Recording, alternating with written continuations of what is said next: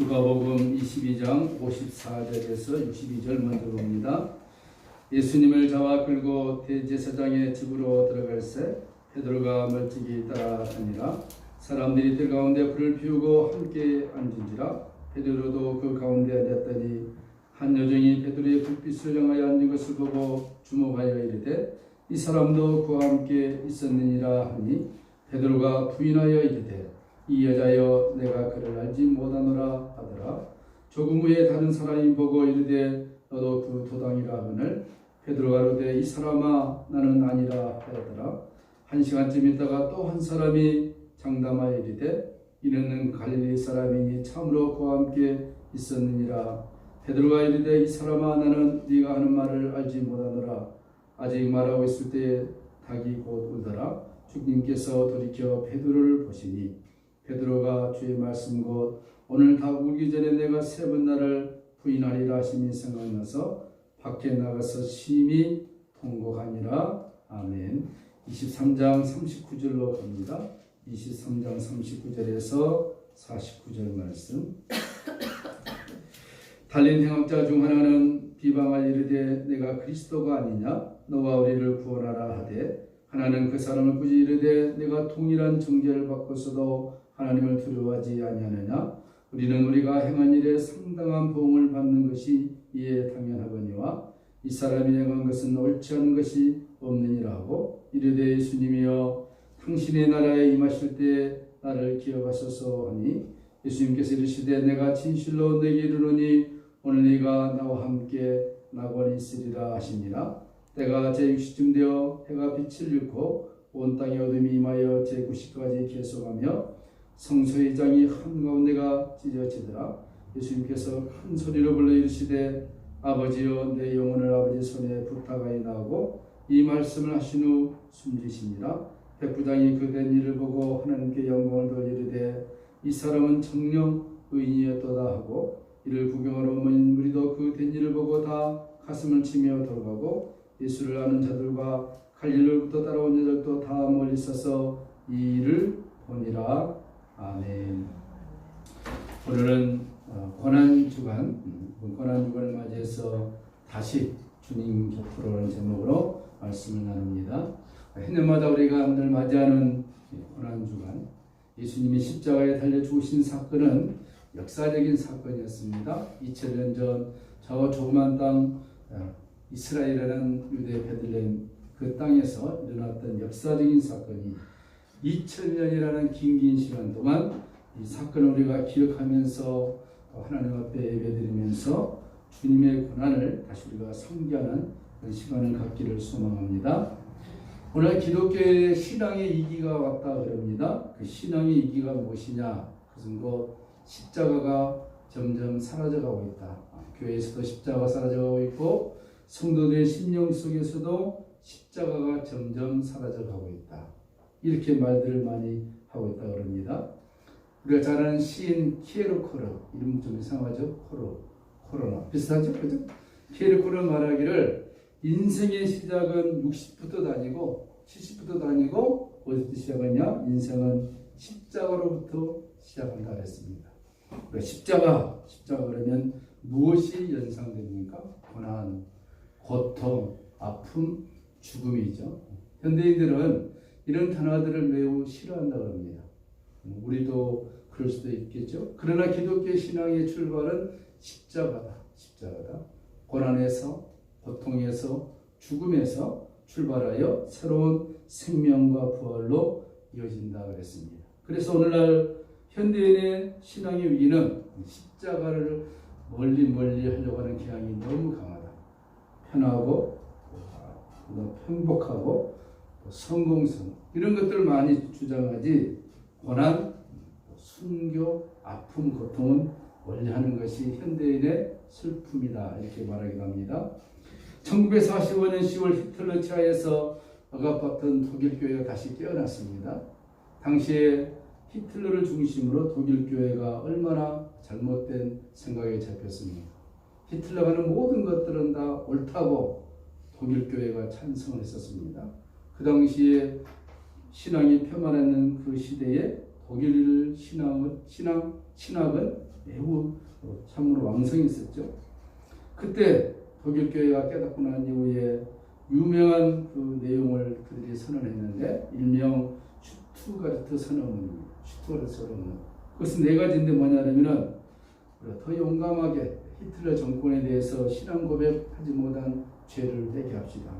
두 번째로 우리가 히틀러 정권에 더 진실하게 기도하지 못한 죄를 우리가 회개합시다. 셋째는 더 감사와 기쁨에 넘쳐 살지 못한 죄를 우리가 회개합시다. 네 번째는 더 뜨겁게 십자가를 바라보고 사랑하지 못한 죄를 회개합시다. 이렇게 그들이 선언을 했다 그럽니다. 여러분 그렇습니다. 그리스도인에게 있어서 십자가를 죄해버리면 헛되기죠. 그래서 고린도전서 2장 2절에 사도 바울이 이렇게 외쳤습니다. 내가 너희 중에서 예수 그리스도와 그의 십자가에 못 박히신 것 외에는 아무것도 알지 아니하기로 작정했다 했습니다. 예수 그리스도, 우리 예수님을 따르는 하나님의 백성입니까? 그럼 그가 지신 십자가를 마음속에서 잊어버리면 결코 안 된다는 것입니다. 오늘 우리가 본문 두 군데 읽었는데 한 세 가지로 살펴보겠습니다. 첫째는 어둠의 때다. 그 당시도 어둠의 때였고 지금도 어둠의 때다. 가룟 유다가 예수님을 팔려고 하는 그런 계획 속에서 드디어 예수님과 입맞춤을 하면서 사인을 보내죠. 로마 병정들이 예수에게 다가와서 그를 체포하고 끌고 가는 장면을 우리가 잘 볼 수 있습니다. 자기 12 제자 중에 한 제자가 예수님을 배반합니다. 성경에 기록된 사건을 보면은 가룟 유다가 예수님께 와서 버렸다고 키스를 한 것이죠. 내가 그의 키스한 자가 입맞춘 자가 그니라 그를 체포하라 이렇게 자기들끼리 사인을 내린 것이죠. 가룟 유다가 예수님에게 와서 키스하는 그것을 예수님이 거절하지 않고 응해 준다는 것입니다. 이 사건을 볼 때 자기를 팔려고 온 자까지도 예수님이 허락하시는 하나님의 놀라운 사랑을 우리가 발견할 수 있습니다. 그럼에도 불구하고 베드로는 예수님이 어느 날 제자들을 불러 모아놓고 인자가 십자가에 달려 죽을 것이다. 십자가에 달려 죽을 것이다. 그 말을 들었을 때 베드로를 중심으로 해서 제자들이 모두가 이 일이 예수님에게 결코 일어나지 않을 것입니다. 혹시라도 그 누가 예수님에게 위해를 간다면 우리가 합심해서 목숨을 걸고 주님을 지키겠습니다. 그들이 그렇게 다 맹세를 했었습니다. 그러나 막상 예수님이 십자가에 달리시기 전에 잡혀갔을 때 제자들은 다 도망쳐 버렸습니다. 그리고 다 흩어져 버렸는데 그 베드로가 양심이 있었던지 저 끌려가서 고통당하고 고난당하시는 예수님을 멀찍이서 광경을 쳐다보는데 오늘 읽었던 본문의 내용 보니까 세 번이나 예수님을 부인합니다. 맹세하고 부인합니다. 저주하고 부인합니다. 여러분 이게 가능한 일일까? 방금 전까지는 베드로가 내가 목숨을 바쳐서라도 선생님을 내가 지키겠습니다. 주님을 지키겠습니다. 맹세했지만 하루도 지나지 않는 그 순간에 베드로가 부인을 해버리는 장면을 볼 때 십자가를 지는 것은 의지로 되지 않는다는 것을 우리가 발견할 수 있죠. 예수님의 십자가를 따라가는 것은 내가 그렇게 하겠다라고 의지로만 된 것이 아니라 성령의 도우심으로만 가능하다는 것입니다. 그렇죠? 우리가 얼마나 나약하고 얼마나 연약한 인생인가를 우리가 살면서 느낄 수가 있는 것입니다. 신앙생활 좀 잘했으면 좋겠다. 그런 마음은 있는데 환경 때문에 잘 되지 않는 것을 볼 수 있죠. 신앙은 무엇이냐? 십자가를 지는 것인데 그것은 나의 힘으로 되는 것이 아니라 성령의 도우심으로 하나님의 도우심으로만 가능하다는 것을 우리가 알 수 있는 것입니다. 그렇죠? 하나님 나에게 도와주셔야만이 된다는 것입니다.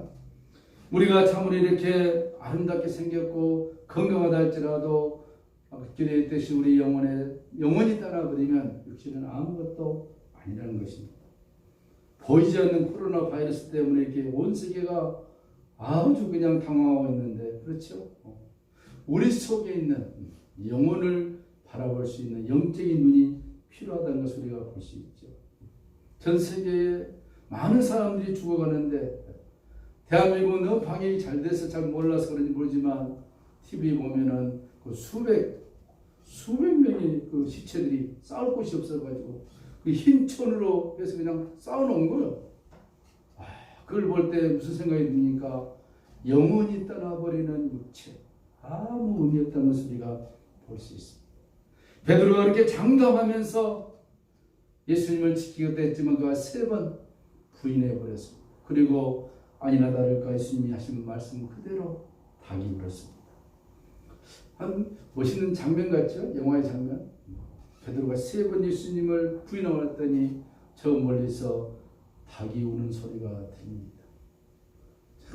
참 아이러니하죠? 그때 예수님의 눈과 베드로의 눈이 마주칩니다. 눈물 난 장면이죠? 3번 부인하고 왔더니 닭이 웁니다. 닭소리와 함께 예수님이 쳐다보고 베드로가 쳐다보는데 둘이 눈이 딱 마주칩니다. 그 장면을 생각해 보면은 눈물 나죠. 그래서 베드로가 밖에 나가서 심히 통곡하고 울었다 그랬습니다. 심히 통곡하고 울었다. 예수님이 작게 베드로를 바라봤을 때 베드로의 눈빛을 주님이 본 것입니다. 그 주님이 베드로의 눈을 봤을 때 베드로가 또 주님의 눈을 봤을 때 그 눈빛, 서로 주고받은 눈빛 속에서 무엇을 발견했습니까? 저는 성경을 이렇게 좀 해석하고 싶습니다. 예수님의 그 눈빛은 베드로를 사랑으로 품는 눈빛이었습니다. 저주하고 맹세하고 부인했지만 그것이 아니라 너의 실수까지도 내가 끌어안는다는 십자가의 사랑인 것입니다. 왜냐하면 그 당시가 너무나 살벌한 분위기였습니다. 베드로가 당당하게 나 예수님의 제자다 라고 외쳤다면 그도 잡혀 죽을 수밖에 없는 상황이었습니다. 그러나 하나님께서는 베드로의 그 연약함을 사용하셔서 그 순간 그를 살려내십니다. 왜? 장차 나중에 베드로가 더 큰 일을 감당해야 했기 때문인 것입니다. 지금 베드로가 죽는 것은 하나님의 타이밍이 아니었습니다. 그가 예수님을 저주하고 부인할 정도로 맹세했다 할지라도 그의 실수를 통해서 하나님은 그를 살려내셔서 장차 더 큰 사역을 맡기시는 하나님의 놀라운 계획을 우리가 볼 수가 있습니다. 여러분 그렇습니다. 우리가 하나님 앞에서 이 땅에 살면서 십자가를 지고 가는 삶이 매우 힘들고 어렵지만 때로는 실패한 것 같고 낙심하고 절망하고 우리가 아웃되는 같은 느낌이 들지만 먼 훗날 바라볼 때 하나님이 그것까지도 우리를 사용하셔서 더 놀랍도록 인도하신다는 하나님의 큰 뜻이 있음을 우리가 한번 발견해 볼 수 있는 것입니다. 베드로는 눈물 속에서 자신의 절망과 나약함과 제약됨을 발견했지만 주님은 그걸 품으시사 장차 베드로를 베드로답게 쓰고자 하시는 하나님의 놀라운 마음이 그 속에 담겨져 있다는 사실입니다. 오늘 우리가 고난주간을 맞이해서 힘든 인생의 삶입니까? 걱정할 필요 없습니다. 우리가 십자가를 사랑하고 십자가 앞으로 나가면은 하나님 우리의 십자가의 그 마음을 보시고 우리를 반드시 선한 길로 복된 길로 의의 길로 인도하신다는 주님의 사랑을 읽을 수 있었으면 좋겠습니다. 또 한번 생각해 볼 것은 이 고난주간에 그리스도와 하나님의 아들인 것입니다. 누가복음 22장과 23장을 쭉 보시면은 예수님이 잡히셔서 빌라도와 대화하는 모습을 볼 수 있고 헤롯과 대화하는 모습을 우리가 볼 수 있습니다. 아주 치열한 그 상황에서 예수님이 자기를 누구라 그러느냐? 나는 그리스도다. 네가 정말로 왕이냐? 맞다. 네가 정말로 하나님의 아들이냐? 나는 하나님의 아들이다. 그리스도다. 그런데 사람들은 그것을 이해하지를 못했습니다. 빌라도는 어쩌면 정말로 예수님과 마주친 빌라도, 우리가 빌라도의 보고서를 아웃사이드 서실 중에 보면은 빌라도가 그 처참한 모습으로 앞에 서 있는 청년 예수를 바라봤을 때 그가 그의 권세로 예수에게 신문했을 때 예수님의 입에서 나오는 말 한마디 한마디는 그의 영혼의 심장을 찔렀다고 보고서에 쓴 것을 볼 수 있어요. 빌라도는 찔렸지요. 사람들은 예수를 죽이려 했었지만 빌라도는 어떻게 하든지 예수님을 살려보려고 3번이나 노력을 했던 것을 볼 수 있습니다. 오죽했으면 빌라도의 와이프가 빌라도에게 말합니다. 지난밤 꿈자리가 너무 사나웠어. 저 청년 예수에 대해서 함부로 하지 마시오 할 정도로. 그렇지만 유대인들 그 백성들은 예수를 죽이려고 했었습니다. 아이러니하죠. 예수님은 그들을 위하여 죽어주기를 원하셨고 백성들과 유대인들은 자기들을 위해서 예수가 죽기를 원했다는 것입니다. 그러니까 죽는 것은 공통점이었어요. 어떻게 죽느냐 그건 다른 것이었죠. 그죠? 네가 하나님의 아들이냐 하나님의 아들이냐. 여러분 예수 그리스도는 하나님의 아들인 것을 믿으시기 바랍니다. 우리가 그걸 놓치면 예수 그리스도는 하나님의 아들이시다. 그 말의 의미는 하나님께 나아가는 유일한 길은 예수 그리스도밖에 없다는 것입니다. 너무나 잘 아는 내용이죠. 너무나 잘 아는 내용을 이 정말로 진리 같은 진리를 지금 우리가 살고 있는 2000년 전에 이 사건이 동일하게 지금도 일어나고 있다는 사실입니다. 그것은 무엇입니까? 우리가 너무 잘 아는 저 로마 교황이 계속해서 지금 쏟아지는 말들 여러분 인터넷을 통해서 찾아보시면 예수 그리스도를 아웃시키려고 하는 놀라운 일들 지금 벌이고 있는 것입니다. 신기하게도 2020년 우리가 아주 소망을 가지고 시작했는데 지구촌에 놀라운 일이 벌어져 버렸습니다. 그렇죠? 근데 우리는 잘 모르는데 로마 교황부터 시작해가지고 유대교들이 이 합심을 해서 뭘 하려고 하느냐? 종교다원주의 WCC를 완벽하게 지금 성취하려고 하고 있습니다. 거기에 핵심이 뭐냐? 지난주일 교황이 선언을 했습니다. 무슨 선언을 했느냐? 코로나 바이러스 때문에 교회를 가지 못하느냐? 집에서 예배를 드려라. 그건 좋은 말이죠. 그죠? 그래서 무슨 말을 했느냐? 그러면서 당신들의 죄를 하나님 앞에 자백해라. 그러면 하나님이 용서해 줄 것이다. 그럼 어디입니다. 어디. 여러분 여기서 발견할 수 없죠? 하나님께 나아가. 거기에 뭘 빼버렸느냐? 교회가 뭐라 그랬죠? 교회는 예수님의 몸이라 했습니다. 그죠? 진리의 기둥과 터라 했습니다. 그죠? 예수님이 교회가 자기 몸이라 그러면서 교회를 예수님과 동일시를 했습니다. 자, 코로나 때문에 교회를 못 갑니까? 그럼 그냥 밖에서 예배를 드리십시오. 그러면서 당신들의 죄가 있으니까 그 죄를 하나님 앞에 고백하십시오. 거기 뭘 빼버렸느냐? 예수 그리스도를 빼버린 거죠. 하나님 그러면은 모든 사람들이 다 어그리 동의합니다. 예수를 믿든 안 믿든 하나님이라는 존재에 대해서는 거부하지 않습니다. 예수를 빼버리는 종교, 하나의 종교를 만들려고 엄청난 역할을 하는데 그 대선언이 언제 일어나느냐? 2020년 5월 14일 날 대선언을 한다는 것입니다. 로마 교황청과 유대교 주미스에서. 그게 지난주에 교황이 선포를 했습니다. 5월 14일 날 한다는 것입니다. 2020년. 그럼 세상이 이렇게 지금 돌아오고 있는데 그러면 하나님은 뒷손 잡고 있느냐? 절대 그러지 않습니다. 그들이 무슨 일을 한다 할지라도 하나님께서는 하나님의 일을 묵묵히 해간다는 것입니다. 중요한 건 무엇입니까? 예수 그리스도 그는 하나님의 아들이시오. 이 세상에 어떤 이름도 우리들에게 구원을 주는 이름이 없다 그랬습니다. 그걸 우리가 포기하면 절대로 안 되는 것입니다.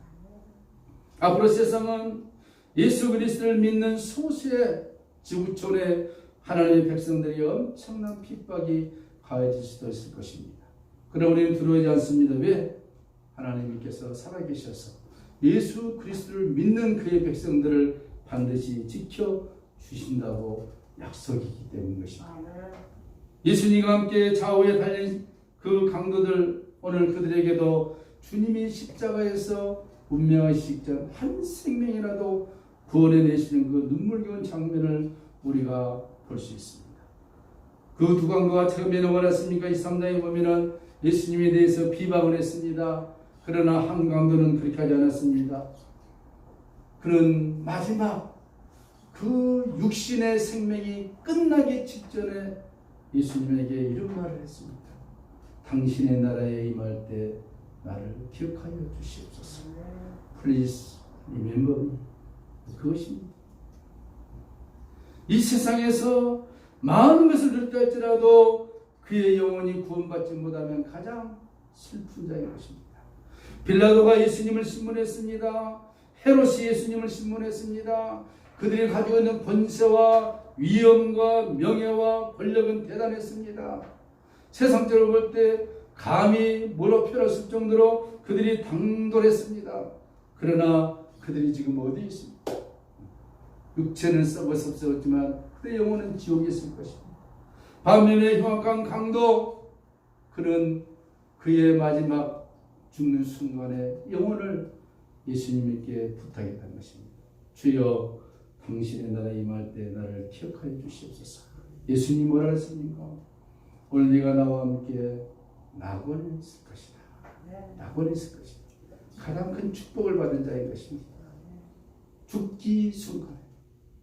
여러분, 죽을 전에 얼마나 많은 사람들이 살고 있습니까? 그들이 오늘 이 음성을 드려야 할 것입니다. 오늘 네가 나와 함께 낙원에 있을 것이다. 예수님이 십자가에 달려 죽기 직전까지도 한 영혼을 살려내시는 그 주님의 사랑 앞에 우리는 오늘 다시 주님 곁으로, 우리 주위에 아직도 예수님을 믿지 않는 많은 사람들이 있지 않습니까? 그들에게 마지막 이 주님의 소망의 음성을 들려줘야 할 것입니다. 오늘 우리는 고난주간을 맞이해서 전 세계가 바리스 때문에 힘든 상황에 있지만, 그러나 그럼에도 불구하고 하나님의 능력은 더 크다는 것을 믿으시기 바랍니다. 어찌 큰 일이 하나님의 허용적 승낙 없이 이루어질 수가 있겠습니까? 사탄은 아무리 자기들이 계획하고 세상 권세, 권력을 가지고 하나님의 나라를 대적한다 할지라도 하나님의 손안에 모든 것이 담겨져 있다는 것입니다. 여러분, 신비로운 것은 2000년 전에 유대인들이 그들이 청년 예수를 죽여버렸습니다. 왜? 그들은 구약에서 대대로 예언되어진 메시아가 올 것을 믿었습니다. 메시아는 찬란하게 올 것입니다. 메시아는 광명의 옷을 입고 올 것입니다. 메시아는 영광스럽게 올 것이라고 이사야에서 예언되어 있습니다. 그러나 자기 앞에 서 있는 청년 예수는 너무 보잘것이 없는 것입니다. 영적인 눈이 감겨져 버린 것이죠. 그래서 그 예수를 처참하게 죽여버렸습니다. 그 유대인들, 지금 그들은 무엇을 하고 있습니까? 이 상황에도 동일하게도 그 메시아, 예언되어진 그 찬란한 메시아를 그들은 지금 기다리고 있습니다. 그 메시아가 올 것으로. 그래서 그들 앞에 성경에 의하면 찬란하고 영광스러운 메시아가 올 것입니다. 그들은 그를 참된 메시아라고 인정할 것입니다. 우리는 그가 누굽니까? 성경에 예언한 적그리스도의 것입니다. 적그리스도. 소수의 그리스도만 믿는 적그리스도. 온 세상은 그가 평화의 왕이요 참된 메시아라고 믿고 그가 오기 위하여 지금 준비들을 많이 하고 있습니다. 전 세계 국가를 하나로 만들고 화폐를 하나로 만들고 종교를 하나로 만들어서 글로벌 빌리시, 지구촌이라는 이 지구를 하나로 만들어서 평화의 왕이 다스리게 할 것이라고 온 세계 종교가들이 지금 딸 뭉쳐서 그 일을 하고 있습니다. 그 일이 지금 우리가 살고 있는 시대에 너무 확연하게 드러나고 있다는 사실이 놀랍습니다. 우리는 그러나 두려워하지 않습니다. 왜? 우리는 이미 오신 메시아, 우리를 이미 오셔서 구원해 주신 메시아 예수 그리스도를 믿기 때문인 것입니다. 유대인들은 장차 그들이 바라보았던 메시아가 왔을 때 그가 참된 메시아가 아니라 가짜인 것을 깨닫고 그들이 회개하고 마지막 순간에 주여 당신의 나라에 임할 때 나를 기억하여 주시옵소서, 그렇게 하여 소수가 예수님을 받아들일 것이라고 성경은 말씀하고 있습니다.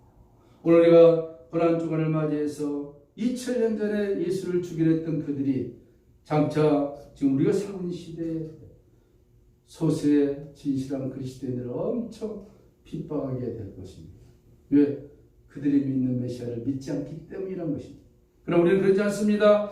이미 2000년 전에 갈보리의 십자가에 달려 죽으셨던 예수 그리스도, 그가 우리의 구원자시요 우리의 메시아이시고, 그리고 장차 심판의 주로 재림의 주로 영광의 주로 오실 그 주님을 우리가 영접하게 될 것입니다.